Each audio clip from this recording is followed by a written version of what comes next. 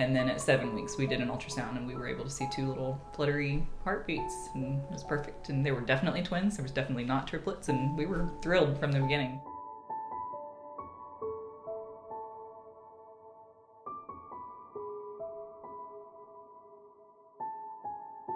And I had had some cramping. I didn't think anything of it. I just didn't feel really well. And I remember distinctly being awake throughout the night and waking up the next morning and just dragging. And I get there, and that girl, she was like, "You don't look great. What's going on with you?" And I was like, "I don't know. I just don't feel right. I'm cramping." And we also we were seeing the same OB, and she was like, "You need to call." So I called, and they were like, "Yeah, you should come in and let us check you just in case." And they wanted me to come in immediately. And that was really the first indication that I should be concerned.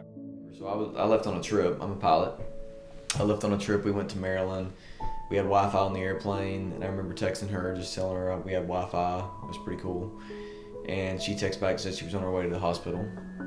And I'm still in the air trying to figure out what's going on, and I wasn't getting really good responses, and I didn't know anything until after I landed. Called her, and she said that she was going to the hospital, being admitted, and all this stuff just started, happening. And I wound up flying back that afternoon. I think it took 3 different legs to get me back home. And I got in about 11 o'clock that night, I think. And by the time I got to the hospital, it was close to midnight. We spoke to a doctor that night. So they were talking about, obviously, letting him go at this point, which was off the table. Possibly delivering one and leaving the other one, which seemed very odd to me.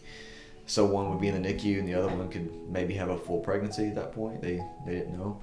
Or, keep trying to stop the contractions at this point and just seeing where it goes. So obviously we chose the third option there, and just the stress of that week with her being in the hospital was, it was intense,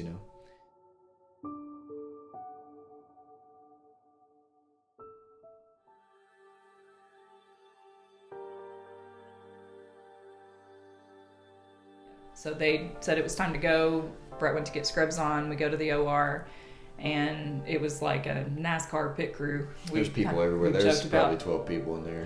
Yeah. So at 8:09, just under an hour of pushing, baby A came out and was a girl. So she was Eva Ruth. She was 4 pounds and 3 ounces. She was small, obviously, but she looked just like a little baby.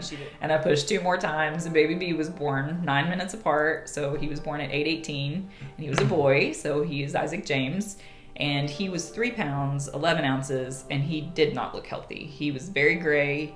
He was very small, and when they laid him on my chest, I was terrified. I did not have good feelings about his health. I thought for sure it was going to be bad news.